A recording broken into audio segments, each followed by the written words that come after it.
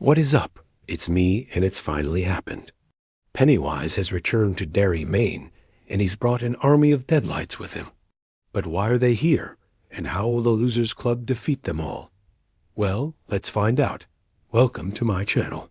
And today we're going to be reacting to IT Chapter 3, The Forgotten, Part 1. As always, there will be spoilers for the comic, the book, and the movie. If you have not read the book or seen the movie, and you plan on doing so, I would recommend clicking off this video and going to watch the film instead.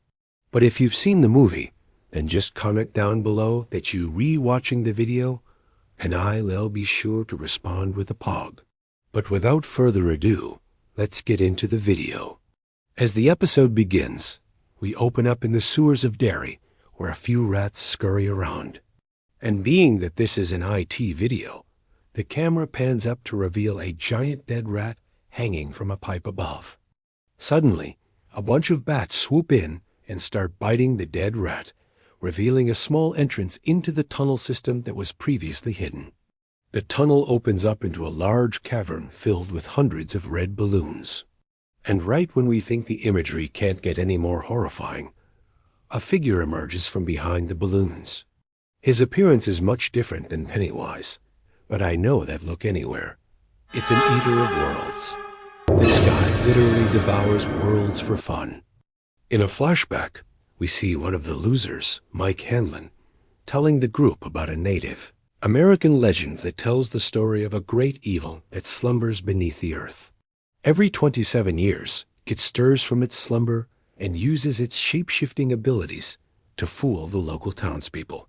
To make matters even worse, these creatures are said to live forever and grow stronger with every life it consumes.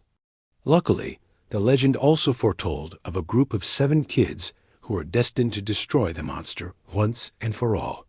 And this group of kids looked eerily similar to our Losers Club. Meanwhile, in the present, the losers had been summoned back to Derry by Mike after he received a phone call from an unknown number. Upon arriving in town, Beverly immediately notices that something isn't right.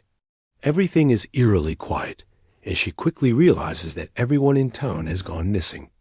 Just then, Ben Hanscom pops out of nowhere and informs the group that he found some of the townspeople in the sewers and that they had turned into these weird cyborg-like creatures.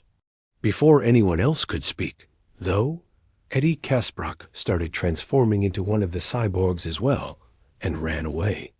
Suddenly, Bill Denbrow jumps over a conveniently placed trash can and lands directly in front of a sewer entrance. He informs the group that he believes this is where Eddie went, and that they should probably go after him before it is too late. Flashback to 1985. We see that Eddie and Richie Tozier were walking home from the bar when they noticed a group of bikers harassing a young woman. Richie and Eddie step in to try and help her, but the bikers turn around and attack them.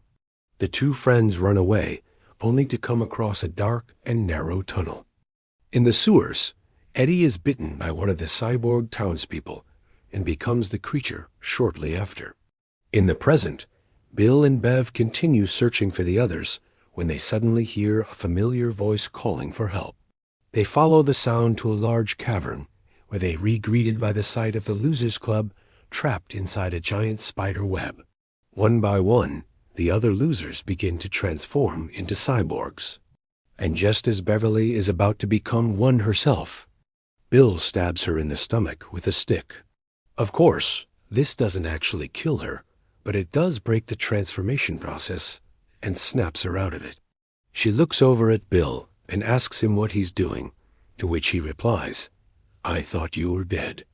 As the episode progresses, we learn that the creature from the sewers has taken control of Derry's power plant and is using the town's electrical grid to gain access to the internet. It's using the internet to infiltrate the minds of Derry's citizens, turning them into cyborgs upon contact.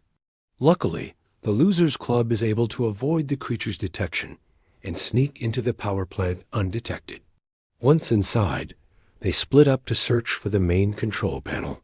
In another flashback, we see that Mike, Ben, and Richie are investigating the town's archives for clues about the creature. When they stumble upon an old newspaper clipping that describes a ritual that can be used to banish the creature back to the void. In the present, the losers are able to locate the control panel and discover that it is guarded by a horde of cyborg townspeople. Unfortunately, they don't have a way to shut the machine down yet because they are missing one crucial item, a key. It's revealed that the key to the control panel is located in the town hall, so the losers split up again and head there. Upon arriving at the town hall, the losers realize that they're being hunted by cyborgs. And I mean, really, how original is that? Bev and Ben work together to fight off their attackers, while Mike uses his knowledge of the town's history to locate the key. Meanwhile, Bill and Richie sneak into the archive room and find a typewriter. They don't know it at the time, but this is actually a very important prop that LL play a big role in defeating the creature later on. After finding the key, Mike and Beverly return to the power plant where they're reunited with the rest of the group. Together, they use the key to shut down the machine, causing all of the cyborgs to explode and freeing the minds of Derry's citizens. With the ritual complete, the losers are now ready to take on the Eater of Worlds.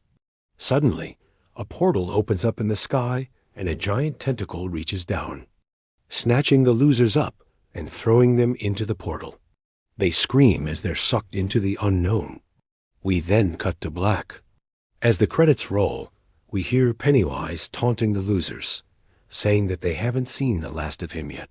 He claims that he's just getting started and that the true battle is about to begin. So yeah, that was the first part of IT Chapter 3.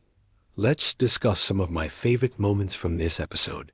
Firstly, I was absolutely blown away by the opening sequence. The scene in the sewers was absolutely terrifying and a perfect way to set the tone for the season. I also loved the casting of the new characters. They fit in perfectly with the rest of the cast, and I am excited to see where their stories go throughout the rest of the season. Secondly, I thought the fight scenes were really well done. The action was fast-paced, and the choreography was excellent. It was really cool to see the losers work together and use their individual strengths to take down the cyborgs. Finally, I thought the ending was a nice cliffhanger. I can't wait to see how the losers escape from the portal and what kind of world they retransported to. Overall, I thought this was a great start to the final chapter in the IT saga. I am excited to see how the story concludes, and I highly recommend checking out the series if you haven't already. Now, before I end this video, I want to give a quick shout out to a few members of my Discord server. Thanks so much for supporting me and my content. If you want to join the server, the link is in the description down below. Anyways, that's all I have to say for this video. Make sure to leave a like if you enjoyed and subscribe if you want to see more reactions like this. Thanks so much for watching, and I'll see you next time.